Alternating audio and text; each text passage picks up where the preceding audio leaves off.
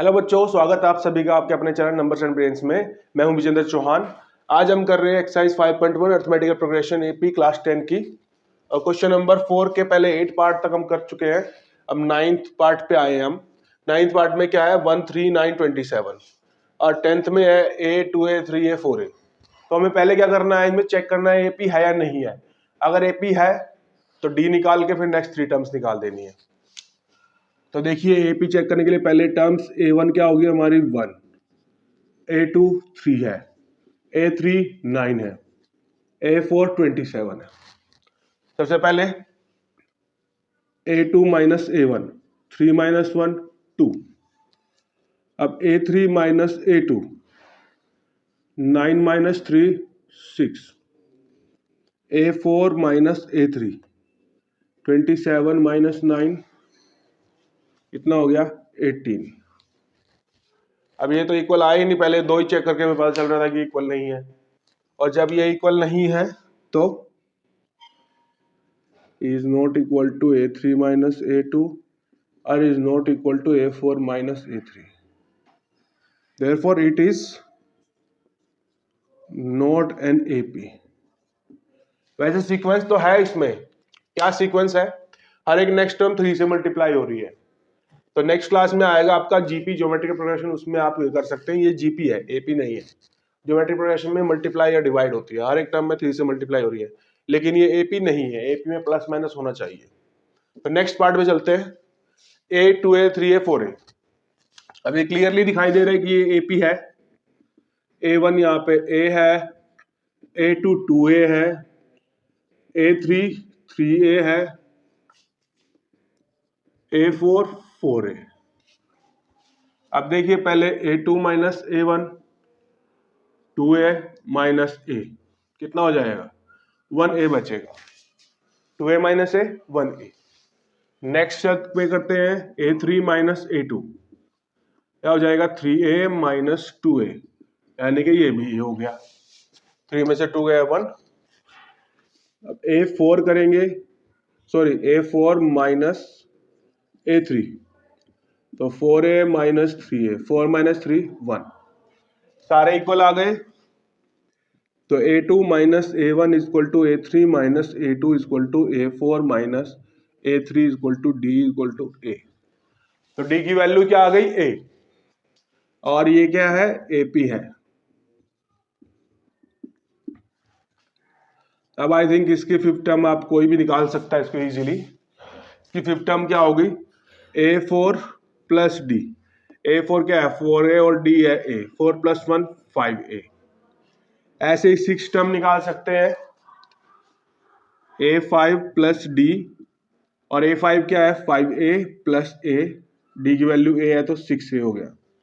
A7 A6 plus D यानी के 6A plus A यानी के 7A।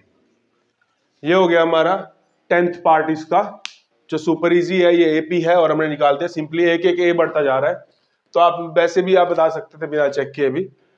फर्स्ट टर्म में 1A, सेकंड में 2A, थर्ड में 3A, फोर्थ में 4A, तो यानी कि फिफ्थ में 5A, सिक्स्थ में 6A, सेवंथ में 7A। ये हो गया हमारा 10th पार्ट। आगे चलते हैं 11th पार्ट पे।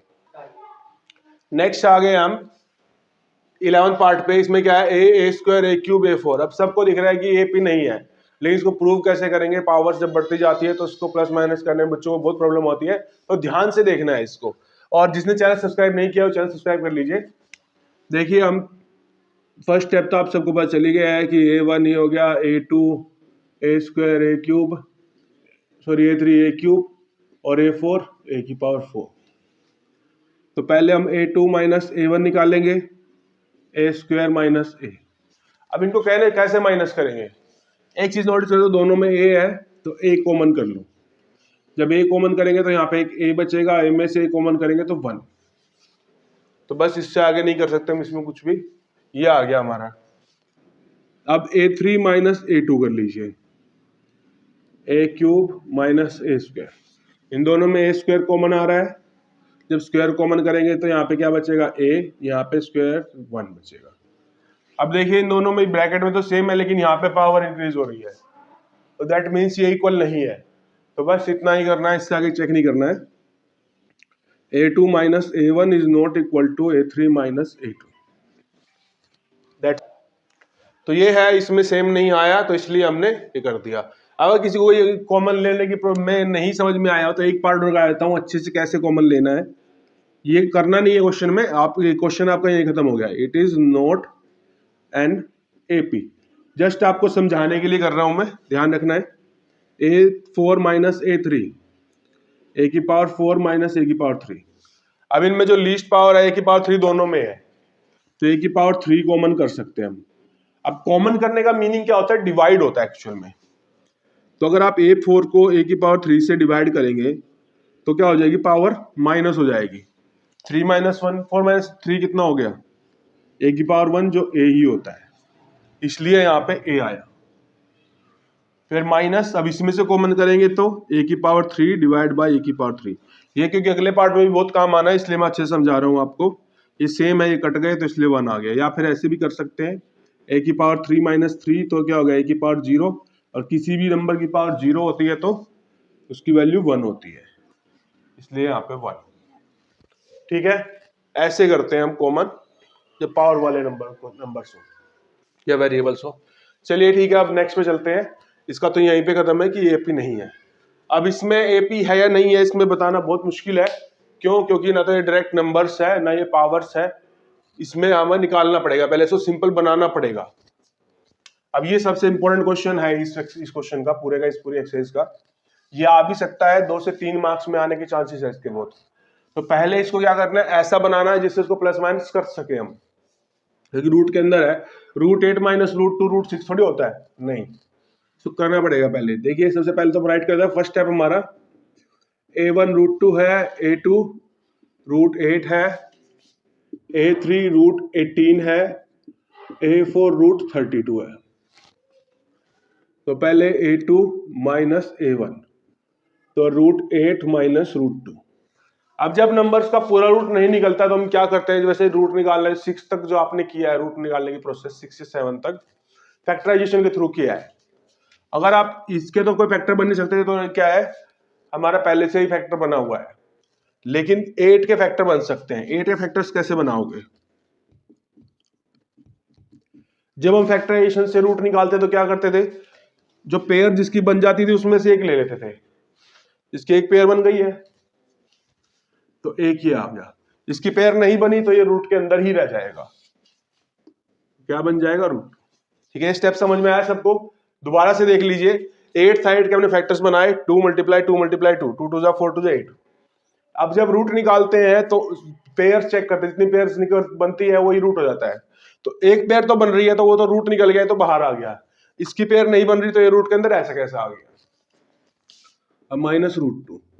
अब जैसे मैंने कॉमन लेने वाला मेथड, पीछे भी एक रूट वाला क्वेश्चन था उसमें समझाया था, √2 यहाँ पे भी है यहाँ पे भी है, तो हम √2 कॉमन कर लेंगे तो यहाँ क्या बचेगा? 2, यहाँ क्या बचेगा? 1।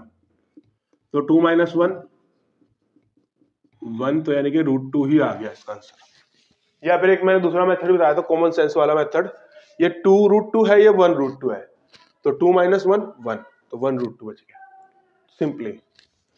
Next A3 minus A2। अब ये क्या है? √18 है माइनस √8। अब 18 के भी अगर आप फैक्टर बनाओ तो 3 × 3 × 2 ये बनेगा, 3 3 9 2 18। इसमें भी एक पेयर बन गई है तो ये पेयर आ जाएगी हमारी बाहर, और एक की पेयर नहीं बनी है, ये रह जाएगा रूट के अंदर। और 8 का तो हम बना ही चुके हैं, क्या आया था? 2 √2। अब देखिए यहाँ पे कॉमन सेंस से देखेंगे, ये 3 √2 है, ये 2 √2 है। 3 माइनस 2 कितना हो गया? 1, तो 1 √2 बच गया। That's it. या फिर यहाँ पे कॉमन लेके भी कर सकते हो। कॉमन ले कैसे करेंगे? √2 कॉमन, यहाँ पे 3 बचेगा, यहाँ पे 2 बचेगा, तो √2 इंटू में 1 यानी कि रूट आएगा वही आंसर। आप ऐसे करो कॉमन लेके या वैसे करो, आपको मार्क्स भी मिलेंगे उसके। अब A4 माइनस A3। A4 क्या है? √32, और A3 है √18। 18 तक तो हम बना लिए थे लेकिन 32 के नहीं बनाए। 32 क्या फैक्टर्स होते हैं? 2 2 2 2 2। ये हो गए। अब एक पेयर ये बन गई, एक पेयर ये बन गई, दो पेयर बन गई है। एक 2 यहां से आएगा, एक 2 यहां से आएगा, 2 2 जा कितना हो गया 4। तो 4 हमारा बाहर आ गया, एक 2 रूट के अंदर रह गया। अब 18 का तो हमने किया था पहले ही, क्या था 3√2। तो फिर से 4√2 माइनस 3√2, 1√2 बच गया। अब देखिए तीनों में सेम वैल्यू आई है, दैट मीन्स ये AP है। कैसे राइट करेंगे, A2 minus A1 equal to A3 minus A2 equal to A4 minus A3 equal to √2 which is equal to D। So it is an AP बन गया।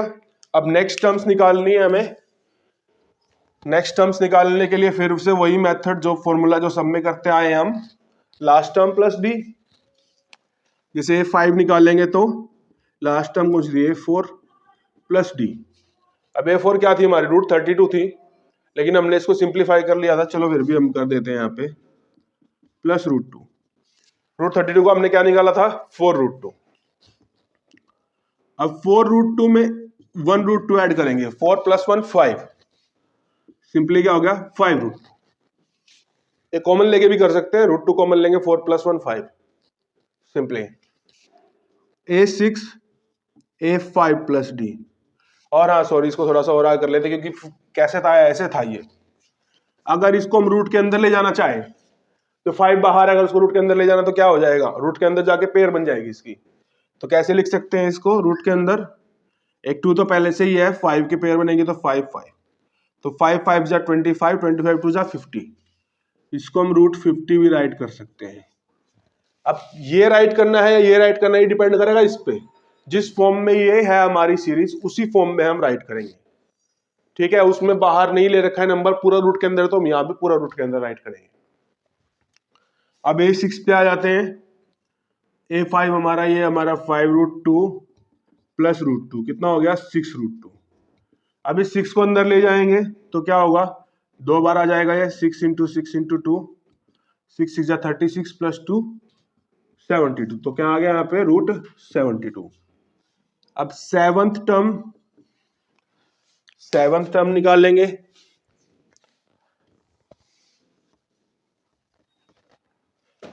तो 6 term plus D, 6 term ये 6√2 plus में √2, तो कितना हो गया 7√2। अब 7 को रूट के अंदर ले जाएंगे तो 7 7 जा 49 और 49 2 जा 98। तो 3 टर्म्स जो आंसर आ गए हमारे, √50, √72, √98। इजी है, बस थोड़ा सा ध्यान रखना है, रूट को जब प्लस माइनस मल्टीप्लाई डिवाइड करते हैं तो कैसे करना है, सिंपली उसको सिंप्लीफाई कर लेना है। और रूट के अंदर प्लस माइनस तभी होती है जब रूट के अंदर सेम नंबर होता है। जैसे यहाँ पे 8 था, यहाँ 2 था, तो प्लस माइनस नहीं हो सकती थी। पहले इसको सिंपल बनाया, रूट के अंदर यहाँ पे भी 2 आ गया, यहाँ पे भी 2 आ गया, तब अब हम कर सकते हैं। ये मेन पॉइंट है, ध्यान रखना है। इसीलिए इनको तोड़ा मैंने, फैक्टर्स बनाए। क्यों बनाए फैक्टर्स, ताकि इनको प्लस माइनस कर सके। और एक बार वो होने के बाद फिर हमने नेक्स्ट टर्म निकाल दी, और इजीली जिस फॉर्म में क्वेश्चन में था उसी फॉर्म में आंसर देना है। अगर ये एस फॉर्म में नहीं होता तो आंसर ये भी हो सकते थे 5√2, 6√2, 7√2, लेकिन ये पूरा रूट के अंदर है तो हम पूरा रूट के अंदर में ही आंसर देंगे। अब ये हमारा क्वेश्चन खत्म हो गया है, ये पार्ट इसका 12th पार्ट खत्म हो गया है। अब आज इस वीडियो में हम इतना ही करेंगे। जिसको वीडियो अच्छी लगी है तो वीडियो को लाइक कीजिए, चैनल सब्सक्राइब कीजिए। वीडियो पूरा देखने के लिए थैंक यू।